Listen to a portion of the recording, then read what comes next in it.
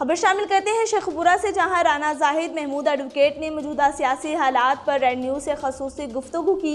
उन्होंने अवाम से दरख्वास्त की कि इस बार तमाम सियासी जमातों को छोड़कर सब एक वोट दें और वो पाकिस्तान को हो।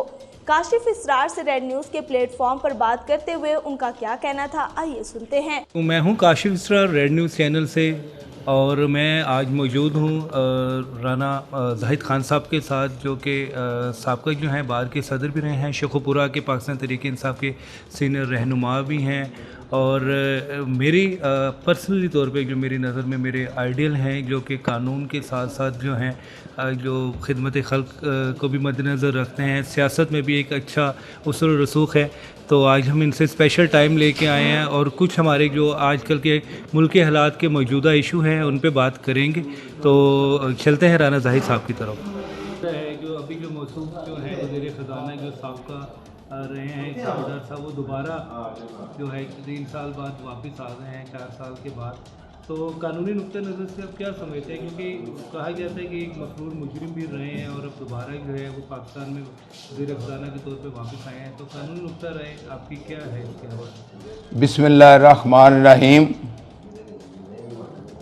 मुझे आपका क्वेश्चन सुन के एक ना सबसे पहले शेर याद आ रहा है।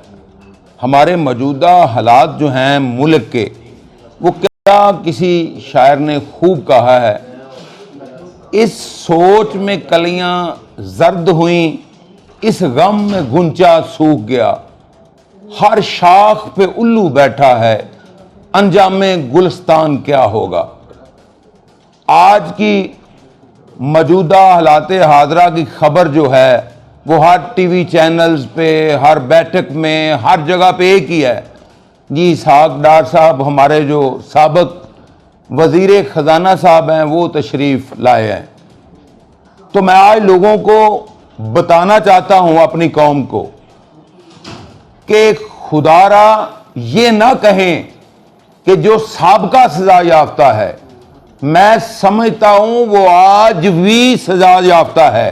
साबका का लफ्ज़ बिल्कुल नहीं है, क्योंकि जिन जुराइम में इसहाक डार साहब को सजा दी गई थी, क्योंकि कानून का हमेशा नजरिया यही रहा है कि जिस दिन को जुर्म सरजद होता है उस वक्त जो कानून राइज होता है उस बंदे के ऊपर वो इम्प्लीमेंटेशन होना होता है।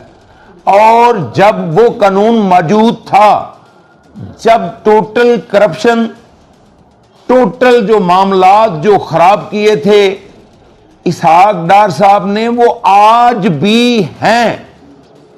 और कानून तो ये अभी जुमा 8 दिन की बात है कि ये आप देखते हैं कर भी कौन रहे हैं, वही लोग असेंबली में बैठे हुए हैं जिनके ऊपर केसेस हैं।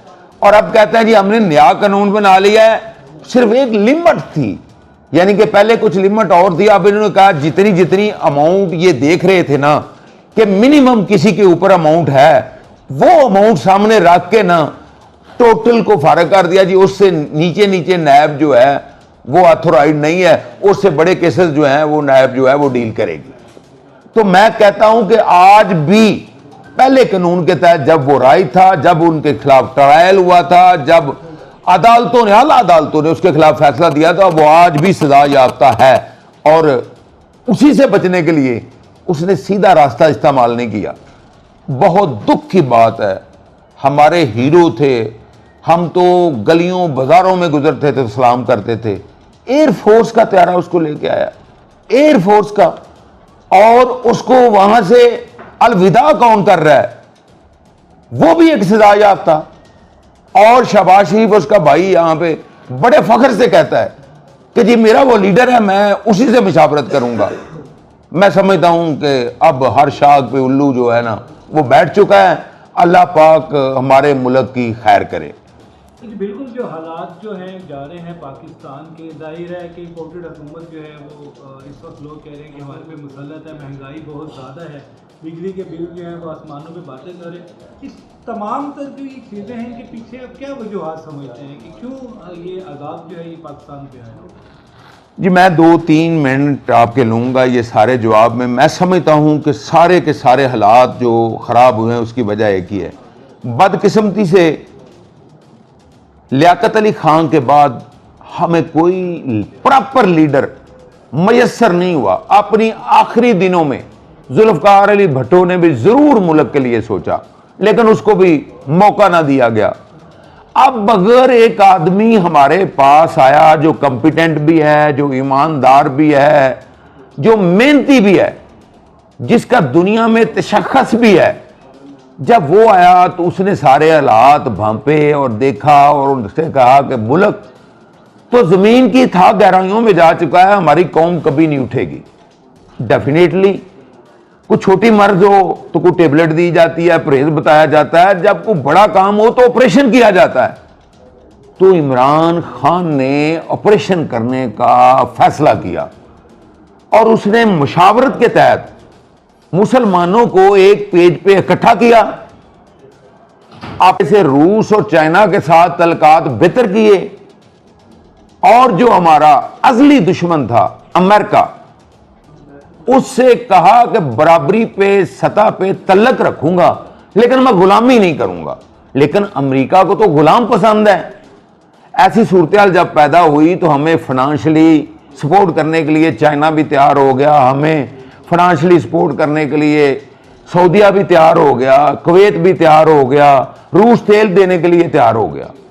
और पाकिस्तान में इमरान खान ने हमारी एजुकेशन की पॉलिसी बेहतरीन मुरतब कर ली और हेल्थ के सिस्टम को एक तरतीब में ले आया और हमारे कानून को एक अच्छे दायरे में अमेंडमेंट से ले आया।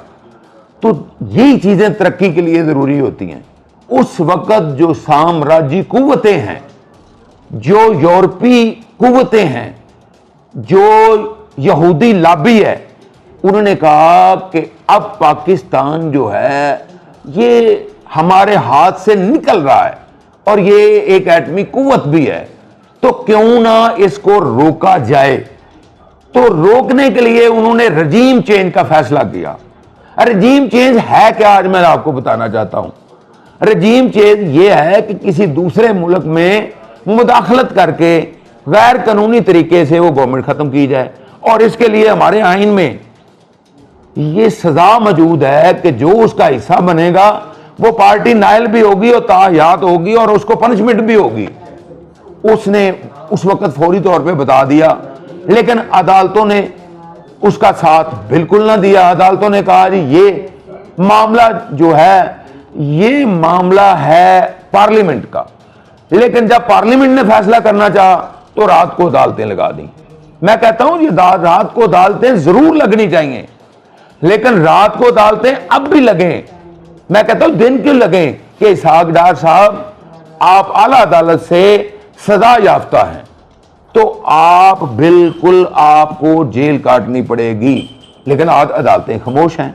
वही फैसला पंजाब में आया तो पंजाब में आप लोगों ने देखा कि जो पहले स्पीकर कौमी असम्बली ने रेफरेंस भेजा था, वही रेफरेंस जब पंजाब असम्बली से गया तो इन लोगों ने उसके ऊपर ये अपनी वर्डिक्ट दी कि कोई भी मेंबर सूबाई असम्बली अपनी पार्टी जिससे इलेक्ट हुआ है उसके खिलाफ वोट नहीं दे सकता। अगर ये फैसला पहले दिन होता, अगर रजीम चेंज ना हो, अगर ये बैरूनी एजेंडा ना होता तो फैसला उस वक्त सुप्रीम कोर्ट में हो जाता। तो मैं आज गारंटी से कहता हूं कि यहां पे कतई तौर पे पाकिस्तान में गवर्नमेंट चेंज ना होती। अगर गवर्नमेंट चेंज ना होती आज हमारे कर्जे बहुत हद तक उतर चुके होते, आज बहुत हद तक हम फाइनेंशियली तौर पे हम जो है उभर चुके होते, हमारा तलीमी मैदान में हमारा कोई कंपटीशन ना होता। फनी तलीम में पूरी दुनिया तरक्की कर रही है, फनी तलीम में जितने प्रोजेक्ट शुरू किए हुए थे वहां पे हम तरक्की कर चुके होते, लेकिन बदकिस्मती से हम गुलाम मुल्क हैं और उनको यहाँ पे गद्दार मुयस्सर आ जाते हैं।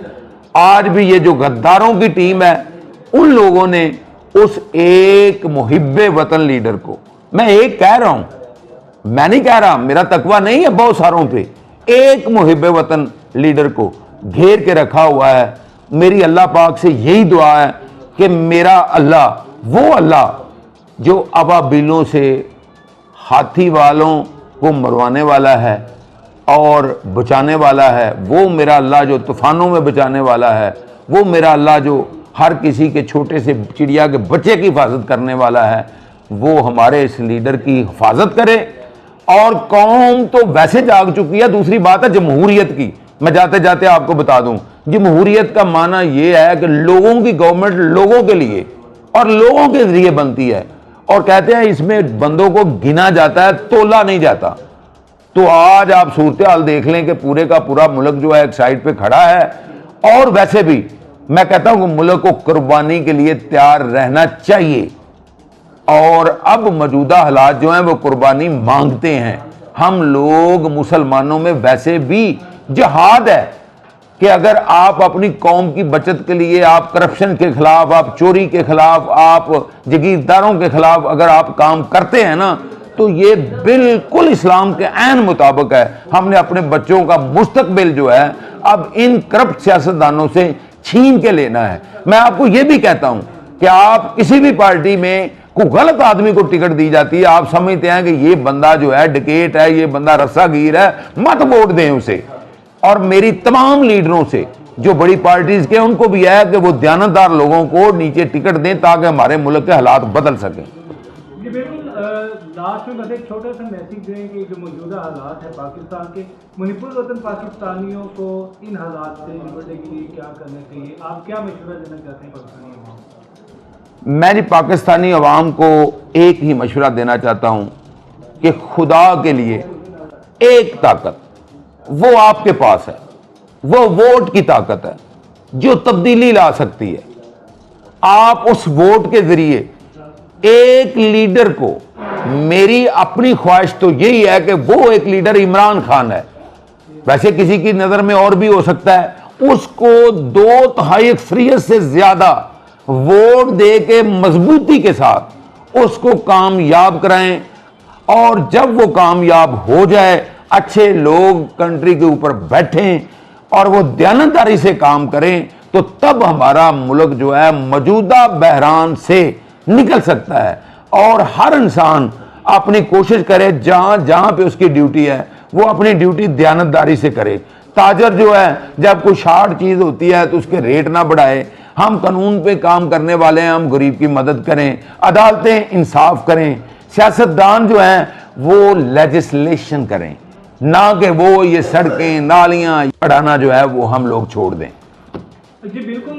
हमारे साथ मौजूद थे राना जाहिद महमूद खान साहब, एडवोकेट जो हैं, उनके लिए रहनुमा भी हैं, और हमें बता रहे थे मौजूदा हालात के हवाले से। और उनका ये कहना था कि जब किसी भी मुल्क के अंदर जो है कानून जो है वो सही तरीके से नाफिज ना हो, सही फैसले ना हो रहे हों, अदारे अपने काम ईमानदारी से ना कर रहे हों, लोग अपने ऊपर खुद ऐसे लोगों को मुसल्लत कर लेते हैं। लिहाजा एक अच्छे और खुशहाल मुल्क के लिए, एक पाकिस्तान को अगर हमें खुशहाल पाकिस्तान बनाना चाहते हैं, तो हमें जो है एक कौम बन के एक अच्छे लीडर को जो है वो चुनना होगा। जी।